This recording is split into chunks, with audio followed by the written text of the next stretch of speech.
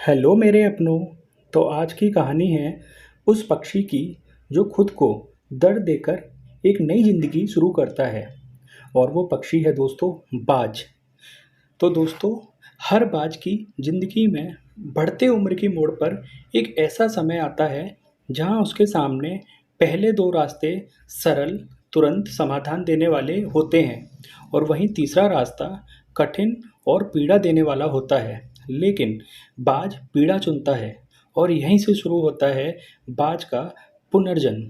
अमूमन एक बाज 70 साल तक ही जीता है, लेकिन उसको अपनी 40 साल की उम्र तक आते-आते एक इम्पोर्टेंट डिसीजन लेना पड़ता है, क्योंकि उम्र के इस पड़ाव पर उसके शरीर के 3 प्रमुख अंग बेजान पड़ने लगते हैं। पहला, पंजे लंबे और लचीले हो जाते हैं, जिस वजह से शिकार पर पकड़ बनाने में मुश्किल आती है। दूसरा, चोंच आगे की ओर मुड़ जाती है, जिस वजह से भोजन निगलने में मुश्किल होती है। तीसरा, पंख भारी हो जाते हैं और पूरी तरह खुल नहीं पाते, जिससे ऊंची उड़ान नहीं भर पाते और उड़ानें सीमित कर देते हैं। इस तरह भोजन ढूंढना, भोजन पकड़ना, भोजन खाना, तीनों प्रक्रियाएं अपनी धार खोने लगती हैं। तो अब इन मुश्किलों से निजात पाने के लिए बाज के पास सिर्फ 3 रास्ते ही होते हैं। पहला, या तो वो अपना शरीर छोड़ दे, या फिर गिद्ध की तरह दूसरों के त्यागे हुए भोजन पर निर्भर रहे, या फिर खुद को फिर से पहले की तरह स्थापित कर आसमान का बादशाह बना ले। तो अब बाज के पास जहाँ 2 रास्ते बहुत सरल होते हैं, वहीं तीसरा रास्ता मुश्किल और दर्द भरा होता है। बाज पीड़ा चुनता है और खुद को फिर से पहले जैसा बनाने में पूरी ताकत झोंक देता है। वह किसी ऊंची पहाड़ पर जाता है, एकांत में अपना घोंसला बनाता है और तब शुरू करता है खुद को पहले जैसा बनाने की पूरी प्रक्रिया।